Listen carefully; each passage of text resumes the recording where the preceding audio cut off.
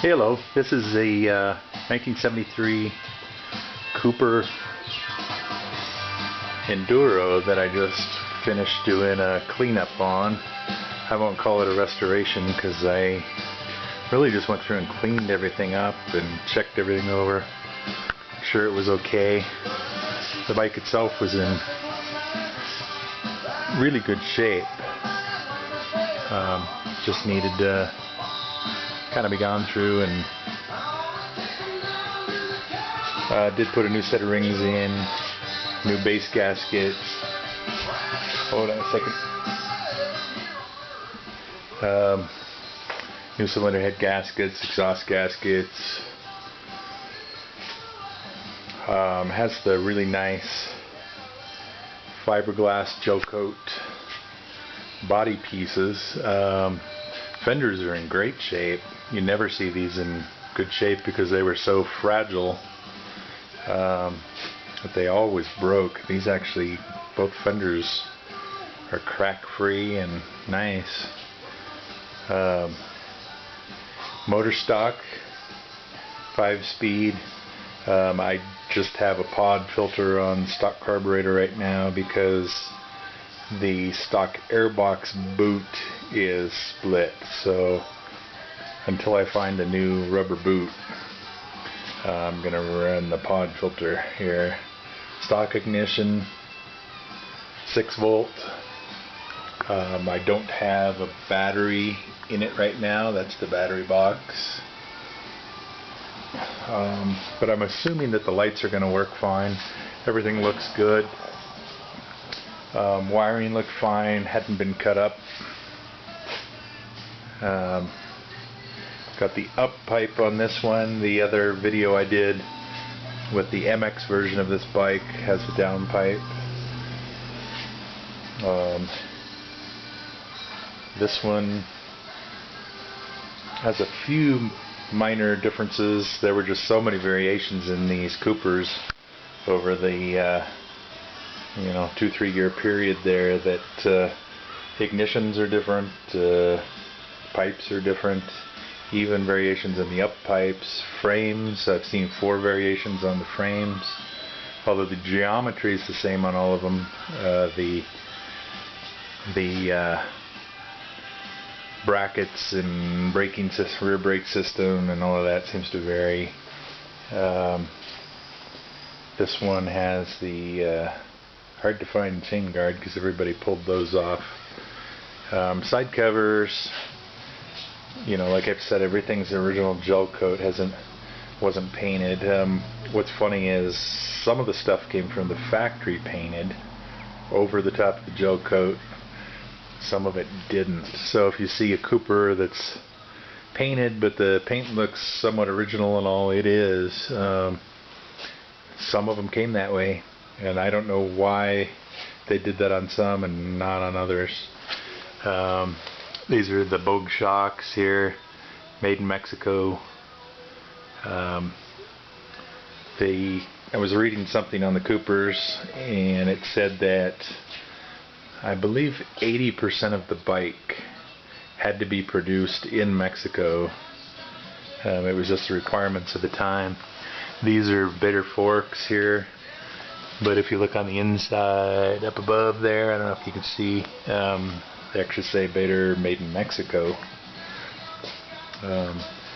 Headlights on these are a funny squared off sort of version here. Speedometers, they say Islo on them, and this particular bike actually only has, let's see if I can get around the glare here, 570 miles on it, which is pretty amazing. So I was told that this bike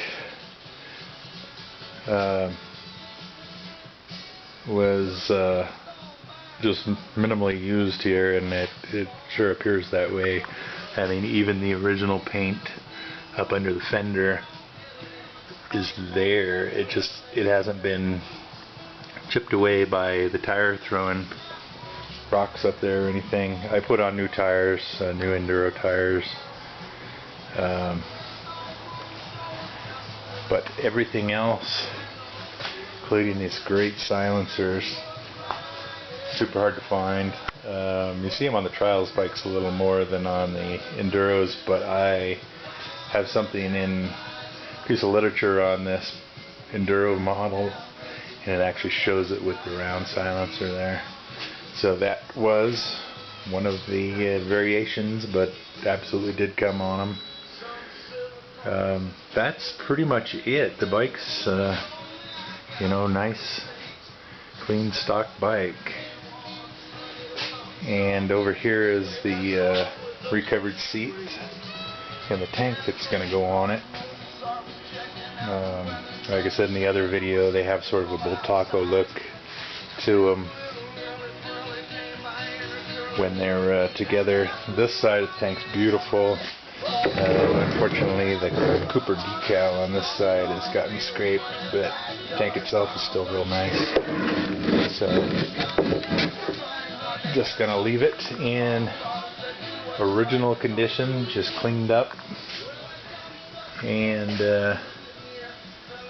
I'm just showing some of the closer points in case somebody's putting one of these together and you're curious about how something goes here. I had some NOS brake shoes too that I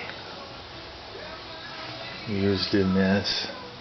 But that's about it. This is your on-off switch here, and this is a horn switch up here. This model, the enduros were never titled in the United States because they were never street legal. The lighting on them didn't qualify for them to be a street legal version here in the US. So as far as I know, you'll never see one with a title,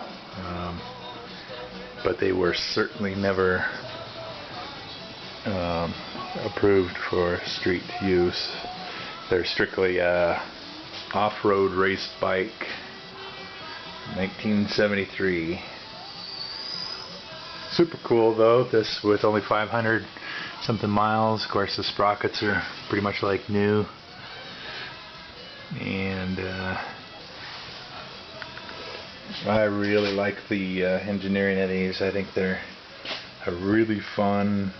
The MX version I built with a 36mm carb, the downpipe. That bike just absolutely rips. It is fast. So if you get a chance to put one of these together, come across one that hasn't sat outside for the last 30 years, do it, because they are neat, quick little bikes here. This is the regulator, and this one actually has connections for turn signals, but does not have turn signals. Some of them did, some of them didn't, and this is one that did not. So I have some Islo parts for these, so message me if you're looking for something specific. I still have a couple of tubs of NOS parts on the Coopers, and I'll check and see if I have what you're looking for. But super neat, and really fun little bikes. Thanks for watching.